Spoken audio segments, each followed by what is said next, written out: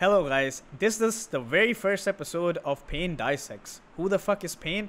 I'm a random 10k MMR Dota coach who loves breaking down the game to the very minute detail. In this episode, I will analyze Satanic's PA performance versus Team Liquid, where he almost solo carried the game despite his team having no game at all. There's a lot to learn from this game, and I will also share my thoughts on how he could have potentially won this game. He had 0 deaths until the very last team fight.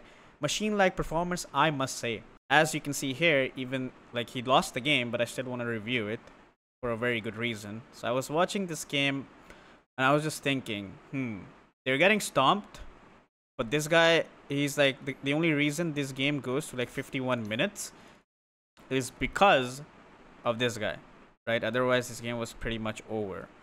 Like, if you look at the net worth chart, it's like kind of saying that, oh, the net worth is in favor of Paravision, but it's kind of like fake news. Why is it fake news? Because if you see the fourth net worth, it's Venomancer jungle. So the net worth is kind of fake. And if you see the score line is 41-18, which means that Liquid was kind of like owning them throughout the game. And then eventually they have the lead as well. But the game is like not over.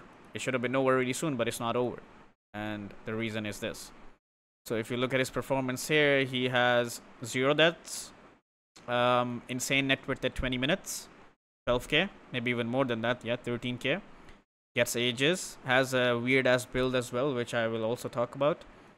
And eventually for 40 minutes or even more than that, like for the entire game, he doesn't die.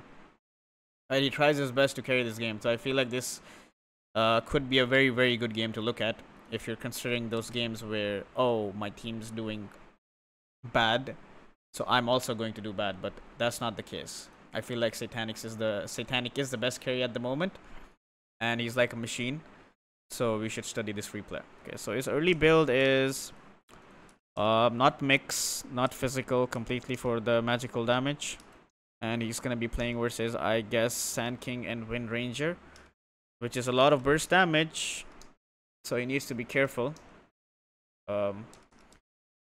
So I don't know if you guys know this, but Wind Ranger's facet is like basically she will keep using power shot on you, and eventually when you're there's like it's like AL. If your HP is like 5% and you get hit by this, you'll just instantly die. And if it's like 12%, it's like basically she charges it fully, then you will die as well. So what they do is, I played a lane like this, basically Magnus and Wind Ranger. All they were doing was constantly spamming their spells on me to keep me low so that eventually they can just execute me with the facet. So that's what I hope they're gonna try to do here. But Buxy has like a bad start. I feel like he probably had to take, he didn't take any spell, so it's cool. But yeah, let's see how he lanes. I think it's a very hard lane personally, but this start is good because Buxy is still bottom, so they can kind of cook this Sand King, force him to take either like force him to use a spell. So if he takes Sandstorm, he's probably gonna die, but if he takes Burrow Strike, he might live. Or basically with Impale Arts and Sentry, he should get punished. Yeah, they're gonna like they understand that Buxy is not here, so they're gonna try to pressure him. Okay, I think, yeah, this is very good harass. Is he dead? Oh, they missed the Impale Arts. Oh, if they didn't miss, like he missed a whole wave, but this was very worth it because the more levels SK and the Wind Ranger are going to get, the harder this lane is going to become. So you need to harass them as much as you can in the earlier parts. Like for example here, since they are like so low HP, they can't lane anymore. And eventually when PA gets level 2, they're gonna kill them. So considering the fact here is that if you look at the wave, Saberlight's is going to keep the wave here. So Satanic's going to do the same because honestly speaking, I think what I'm thinking here is that if he aggroes them on their tower, kills them, he gets level 2 here, and then maybe he can just go and kill them. But I feel like they don't have enough HP and they might get baited in, so he's trying to just like keep the wave static at this point. Okay, they're gonna get level 2 before them. Now this is like a problem. If they got level 2 before, it would have been very nice. Okay, Sand King's still level 1, which is fine. Now he's gonna get level 2 on this range creep, but I don't think they can kill them anymore. But yeah, lanes well. PA is probably having a really good time. And now they're going to push the lane in. Classic Sand King thingies. Can't do much about this. So he gets like Blightstone first. which is also standard. I think you should do this every time on PA. Even if you don't buy corrosion, you should always buy Blightstone. Helps you farm faster. It's good for harass. Works good with your Q. Everything's pretty nice. That was decent harass because Wind Ranger players tend to not take Wind Run at level 2. He did take it, he used it, but usually they take Shackle, so it's fine to just go on them. Or you can just go on them after they use the Wind Run. As you can see here, Wind Ranger's constantly using Power Shot, which is standard. Again, Power Shot. And now he has to be careful. He can die because of the percentage thingy. Okay, what are the HPs? Okay, Bucks 9 class rotates, gets a kill on Buxy with the Jungle Veno. Okay, fine. They're gonna push the lane in and then probably pull it. There's no pull. So they're just gonna force the wave into the tower. Aggro backwards. Okay, aggro backwards more. He is giving... So in this case here, it's very interesting to look at this. So even though, like, ideally what you would be thinking that, okay, if Satanic's playing so deep, he can get punished by the Wind Ranger and Sand King.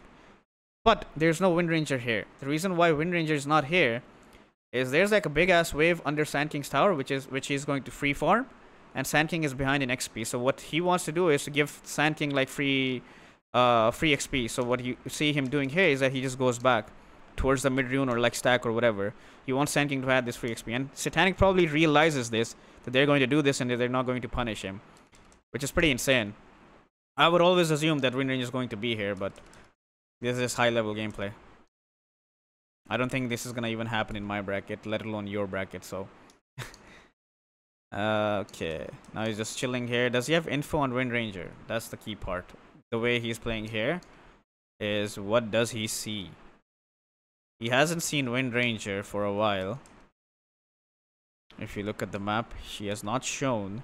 And he's still playing here. Does he feel like he won't die? Probably. Okay, still chilling, farming. Is quite ahead of the Sand King. And I feel like this lane should have been harder, but because of that level 1 maneuver that they did, because they understood that Wind Ranger is like bottom, this lane is going the way it is. Which is something that in hindsight people don't realize, but this is what you should be doing. Like, even if you miss a wave for it, it's usually good. Because in the longer run, it's very nice. Now he's just keeping the wave static here. They understand that they're winning the lane. They don't want Sand King to farm. So in this case, what Sand King does is he's just chilling, taking XP. And eventually they're stacking, so they're just going to go and farm stacks on Sand King. Okay, nah, they don't have Sentry. So he has to be careful. He can't really harass him. If he goes in the Sandstorm, he's going to take a lot of damage. I believe he should get a Raindrop. Is he getting a Raindrop? Yep, he is getting a Raindrop. Because if he doesn't get a Raindrop, he could eventually just die out of nowhere to the Power Shot and wherever. Now he pulls because he doesn't see anyone. Like previously, he would have played here. But it's nighttime, he doesn't see anyone. Co-op has TP. And if they go on him here and co-op TPs, he will probably die. So he pulls instead of playing here. He's playing safe. And he pulls. Okay, there's stuff going on here. Probably gonna like feel safe now because he sees heroes. Co-op is dead. He's probably gonna pressure even more here. Mainly because Co-op is dead. And Co-op has used ult as well. This information he probably has because it's a team game and he's probably also looking or whatever. Still chilling, farming. He's not farming side camps yet. But he's gonna start doing that eventually. Is he gonna join mid-fight? Probably not. There's no reason to do it. So right now here, basically, if you look at the map at the end after the kill Brown here, you're gonna see like Purple's movement back towards mid. This is what Satanic sees. So if this is me and I see this, I will probably farm this large camp. But he doesn't do it. Because there's a risk. He's like, I can farm it, but they were literally just here. Even though he saw Co-op go back towards mid, he still doesn't feel safe. And he goes back and pulls. Right?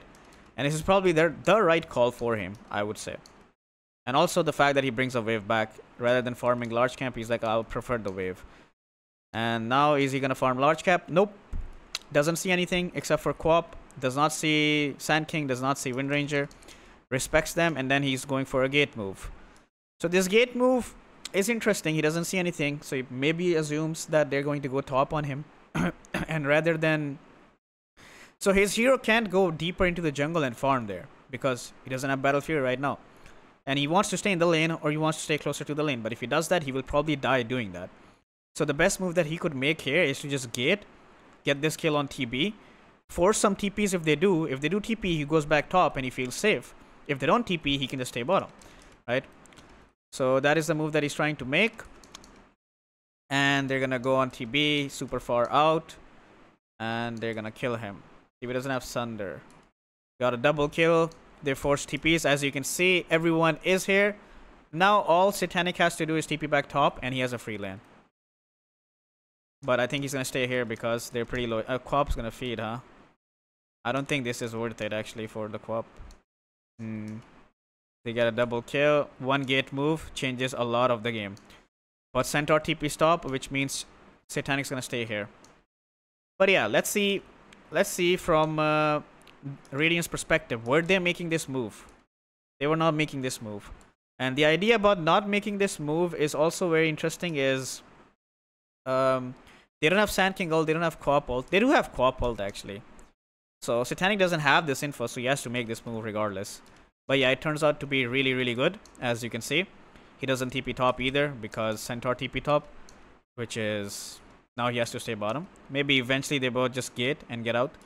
But right now they know that they don't have TPs. Quap no TP, Sand King no TP, Wind Ranger no TP, Silencer no TP. TB just came back. So he feels fine doing what he's doing here.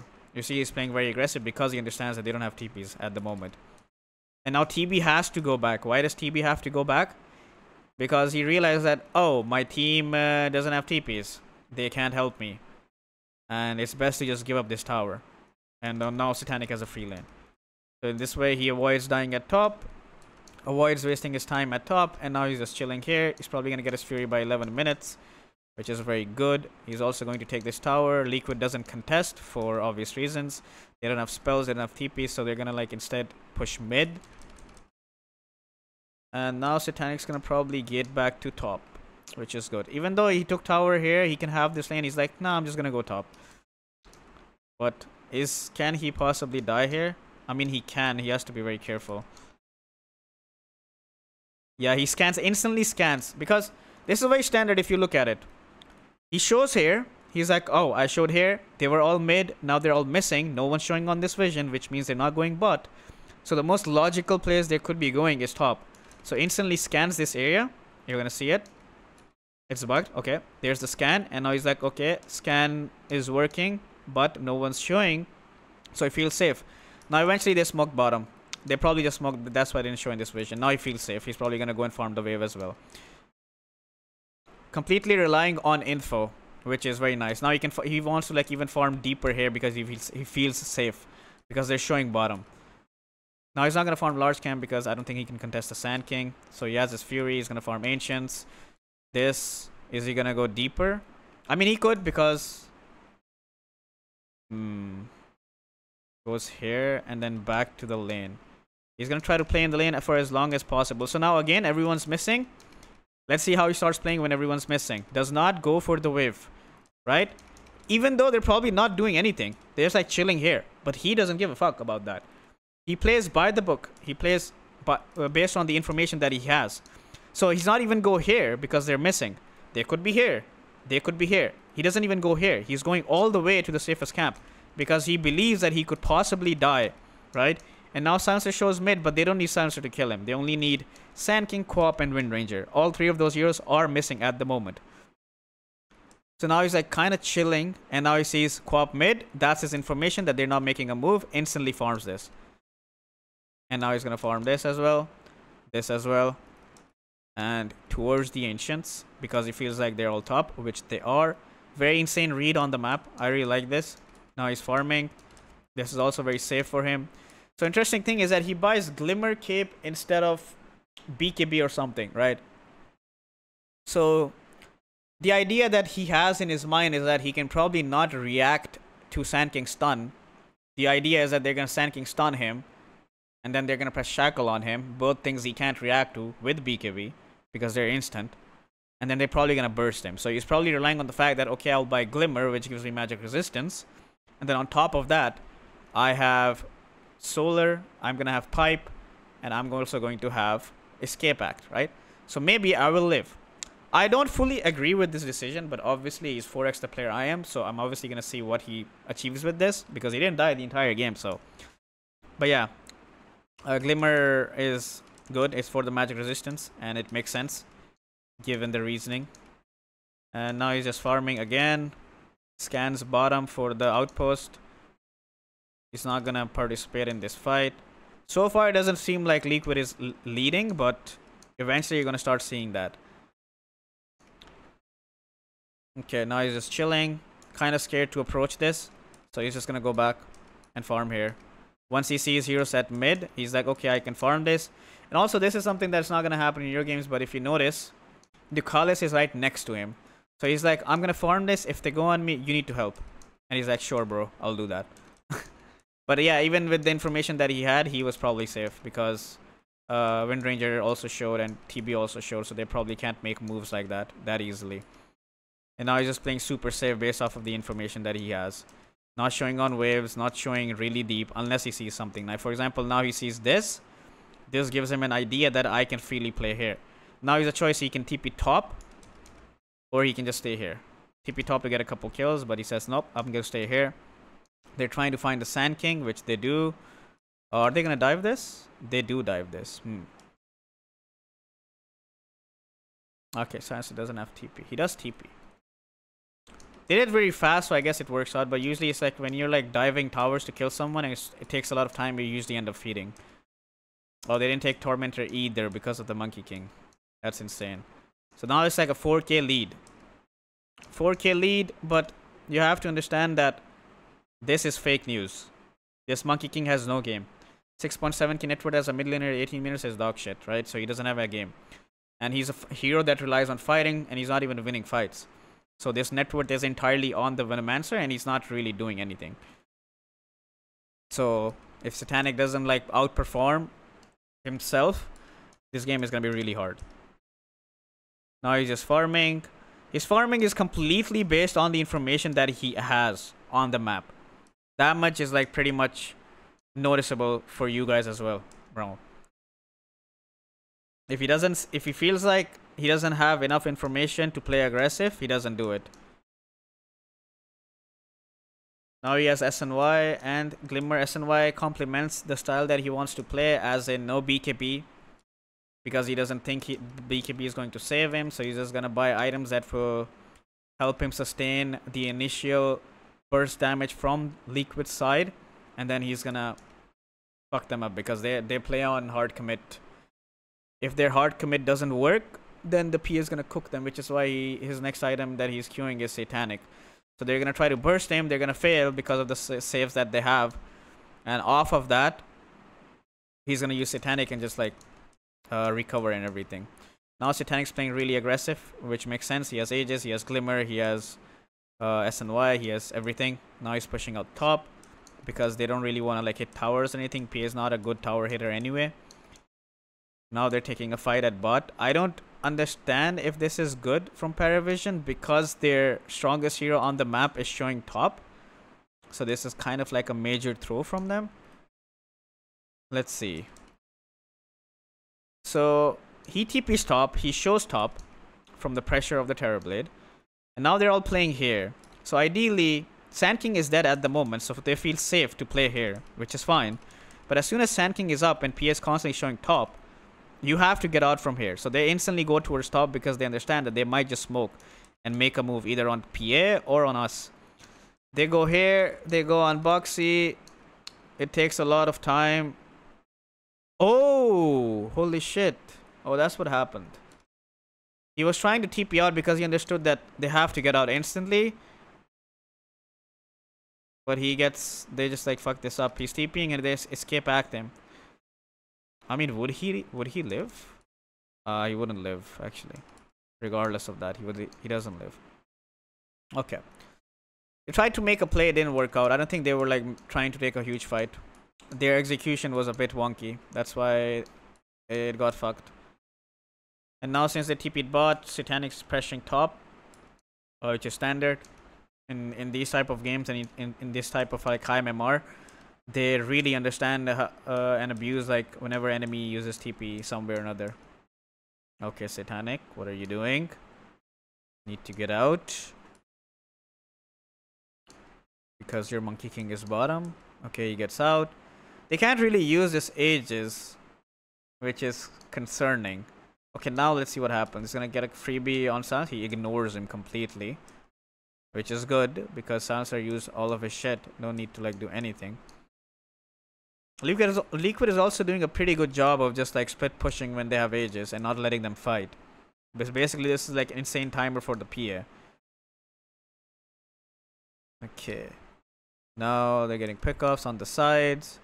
PA wants to fight, but it's like, they just literally run away instantly.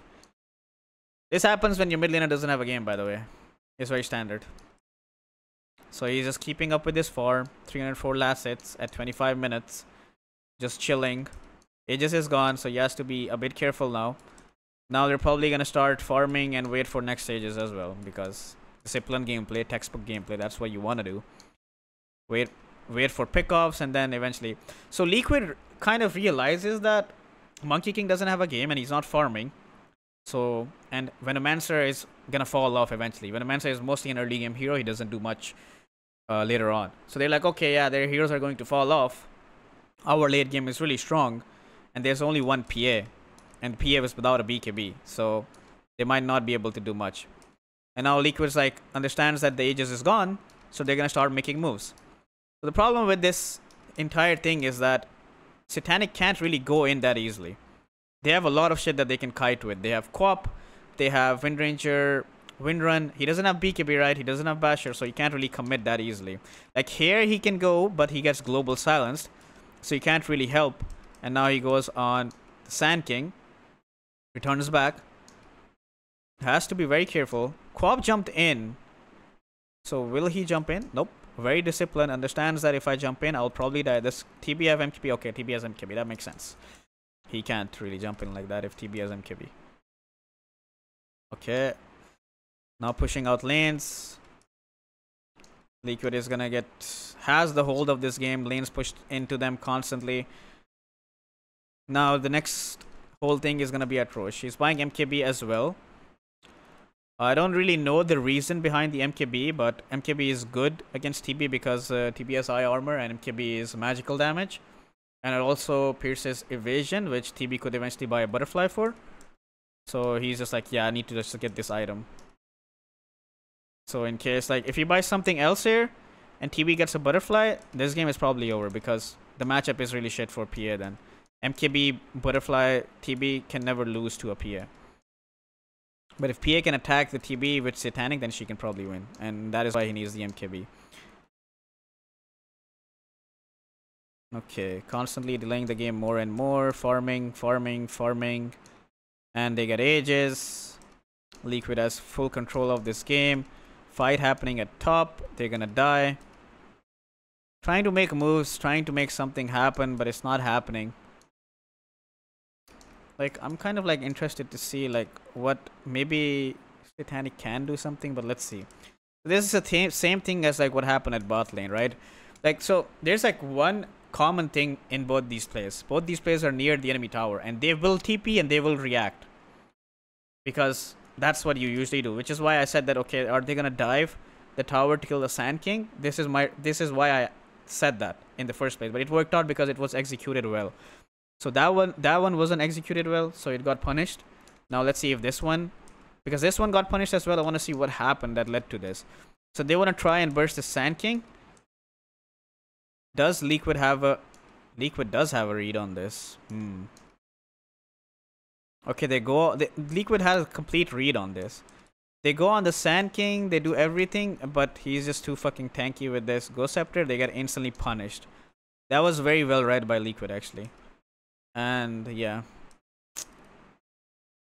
so they got instantly punished. I think the tip is basically Insania probably gave this call that they're gonna go on Sand King because he was standing there along with the Windranger. They're gonna kill Silencer, get a free kill on him. Duality of gameplay. Give insane call and then feed. I feel like he's not buying Basher because his team has a lot of lockdown, which makes sense.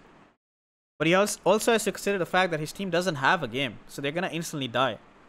So when his team is not there, he needs something to just lock down these heroes and kill them. He has all the items, he's gonna buy a BKB Rapier, but I feel like eventually he's gonna run into this issue of lockdown.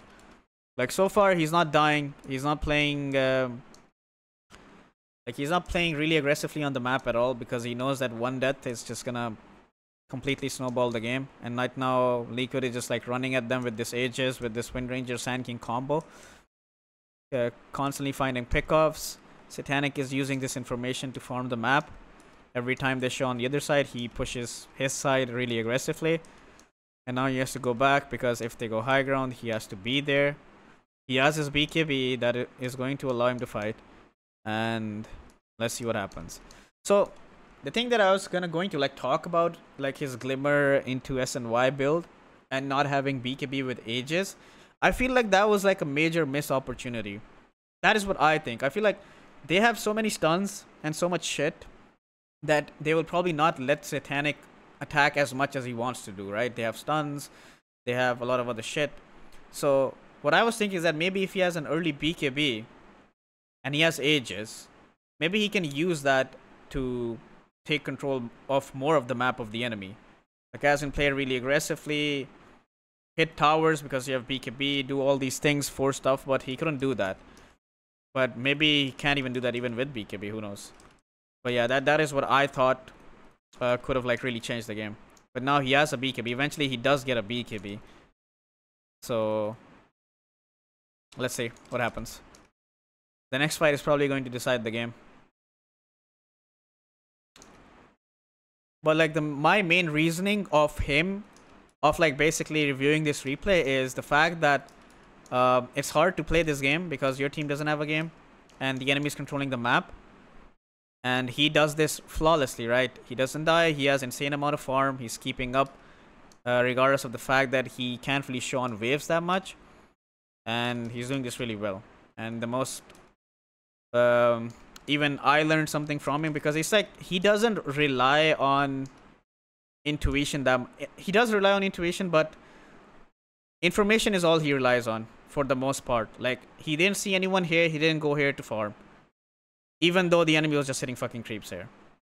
He was like, nah, I don't see them, maybe they might kill me, maybe they might not kill me, I don't really know that completely, but I'm not gonna take that risk. I'm just gonna do what I can do. Because if he has any deaths in the early game, this game just ends really quickly because his team doesn't have a game either. So if one hero has a game, it makes a decent amount of difference. Okay, now they're chilling, trying to find something. He's going in deeper because they're locked out of the map. Not gonna show on the wave. And okay, they're taking this. I want to see how he's going to try to... He's just going all in on the TB. Is it gonna work? Nope, it does not work. Okay, so I talked about how he might eventually run into the issue of the lockdown, right?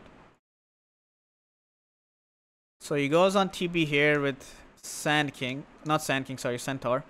Centaur and PA go on the TB and then they press Global.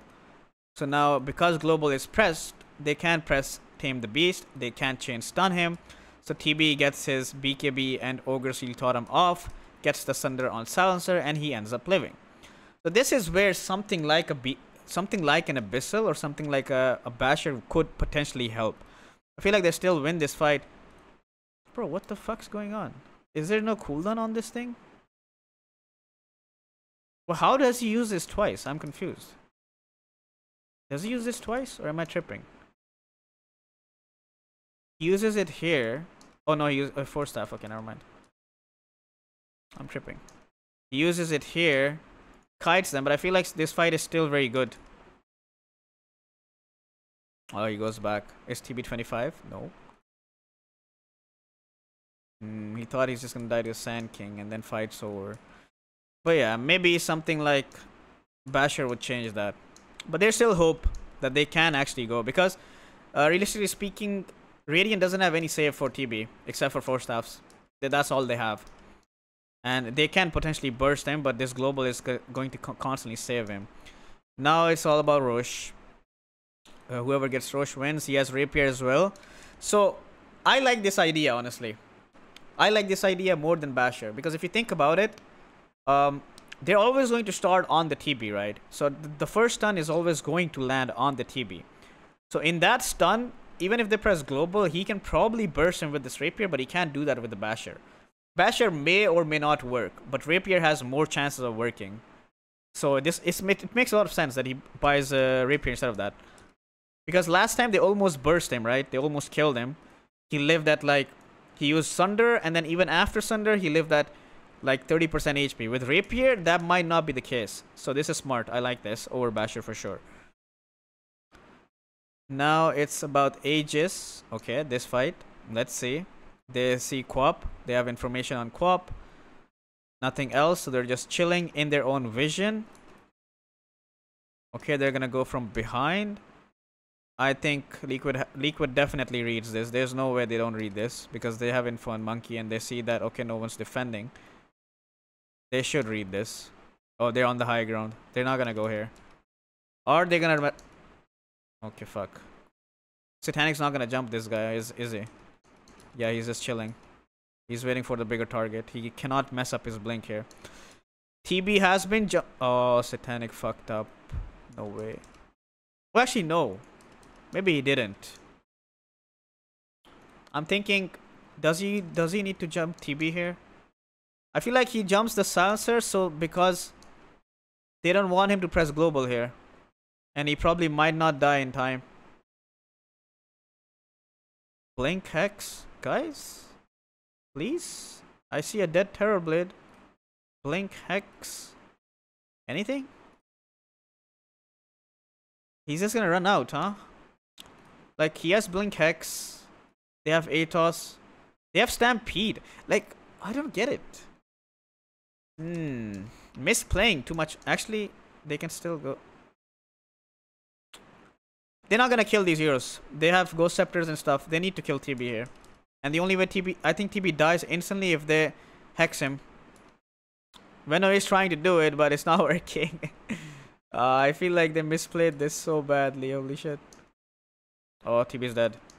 Yep. Holy shit. It's winnable actually, huh? Okay, TB is dead. They're gonna get Aegis. Guys, Aegis, please. Okay, get Aegis. Aegis! What the fuck? Okay, Saberlight dead. Oh, Quap, not dead. Okay, they're not letting him get this Aegis. He's gonna get Aegis. Put down Satanic. Okay, now you need to just farm your Basher. No, don't buy eggs. Don't buy eggs. I feel like if he buys Abyssal here, it's GG, no guys? Let's see, I mean, Ags. I don't really like the Ags. I feel like he should drop the Fury and get Basher here. And just burst someone himself every single fight. They have the game. They definitely have the game. At this point.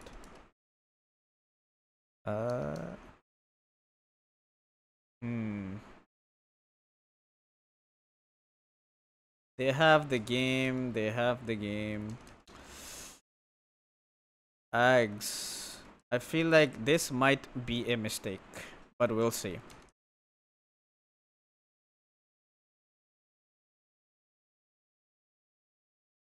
Oh, he's going Ags. He's not even keeping buyback. This might... I don't think... Does he really need Ags?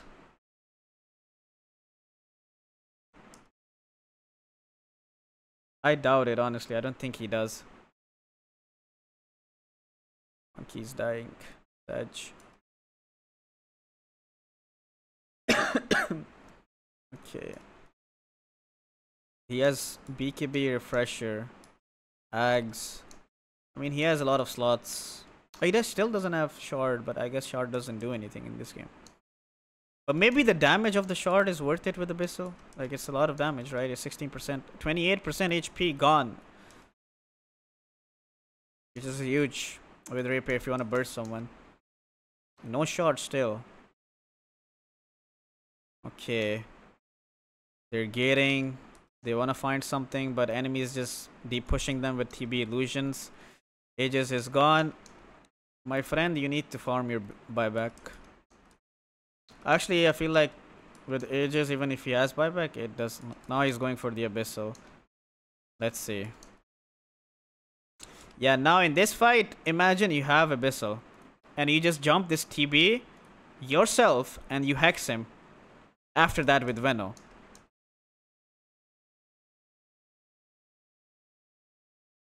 Where is he? What the fuck? What is he doing? Yeah, you see, this is a shit. Like, what is Axe going to do here? Like, he just gets cooked. And now he lost. Okay, the game's over. This is so sad, actually. He could have won this game. 100% if he had Abyssal.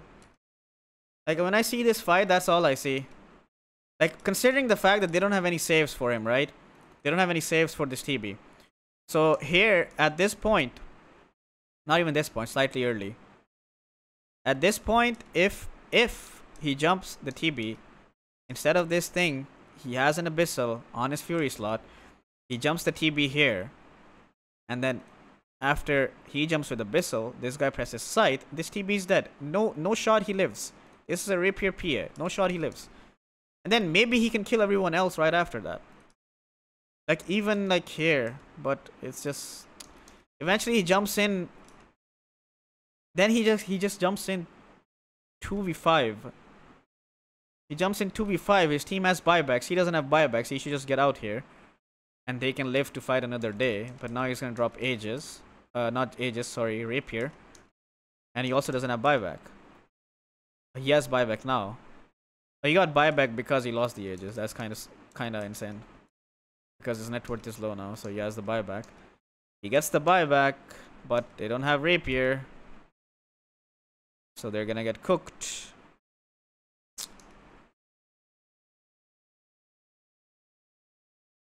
Okay, they're gonna... Oh my god. Again, this fucking shit on TB. You see, he's just getting kited, man. He needs Abyssal. They're just kiting him so much. But yeah, he played really well. I think he played really well apart from this Axe decision. Very questionable Axe decision. It's like Axe is only good, in my opinion, when you can actually... Where you're just gonna kill everyone, right? But he can't kill everyone in this case. He's gonna like jump. Like he needs to jump the TB because that's the only guy he can actually hit. He jumps this guy. He has fucking Ghost Scepter. He jumps Quap. Probably not going to die really tanky with Shivas and everything. He can't jump Wind Ranger. Has E-Blade. Has Wind Run. He can't. Like he can probably jump Silencer, but it is what it is, right? So the idea is that you kill TB, you probably win the fight. And if you're gonna jump on TB, you're not killing him super fast, so your Axe is kind of useless. Like, the whole point of Axe is that you're going to kill someone, your spells are going to refresh, you're going to go on someone else. Does he want the Dispel? I doubt it. He doesn't really need to Dispel anything. All he needs, in my opinion, if he has Abyssal instead of this Axe, and he takes that bottom fight, they probably win. Or, even if he doesn't have Abyssal, when his teammates died and all of them have buybacks, he needs to just go back here, BKB TP out. So he doesn't lose the Rapier. So when they come high ground, at least they can press buybacks, hold out this game for a bit longer. He farmed his Abyssal, and then maybe they can play more. But yeah, that was like the most major obvious thing that he could have changed. That's at least what I think. Obviously, I can be wrong. I'm not the same player as he is, but that's what I think. And I'm also like not really sure about the Glimmer SNY. SNY is obviously good, but I don't really understand the Glimmer. Because the Glimmer is like, yeah, if they try to burst me, then I will live. But you're not playing in a way that that's going to happen, right? You're not fighting. They're not making any moves. Like, you didn't really see the effect of Glimmer in this game because they never actually fought. So in this case, like, if you have a BKB SNY with Aegis, maybe you have better chances of, like, taking control of the map. But Liquids did a really good job of reading their moves, of split pushing the map, of doing very different things. So every time he had Aegis, they just split the map insanely well. They didn't let them make any moves. So there's that as well. So the Glimmer thing may not be that big, but this Axe and not having Abyssal in this game is a major mistake in my opinion. But yeah, that is all that I have to add for my analysis. I hope you guys enjoyed the analysis. If you wish to see more videos like this, do let me know in the comments. If you want me to break down your gameplay in a similar fashion and help you improve, I offer paid coaching that you can check out on my website PainDota.com. There's currently an ongoing discount on my packages and the last slot is left, so check that out if you're interested. Apart from that, I will be doing these analysis on my Twitch stream every now and then, so make sure to follow so you can ask me questions there. Other than that, this analysis was done in my carry class in Dota Academy. Check that out as well in the description.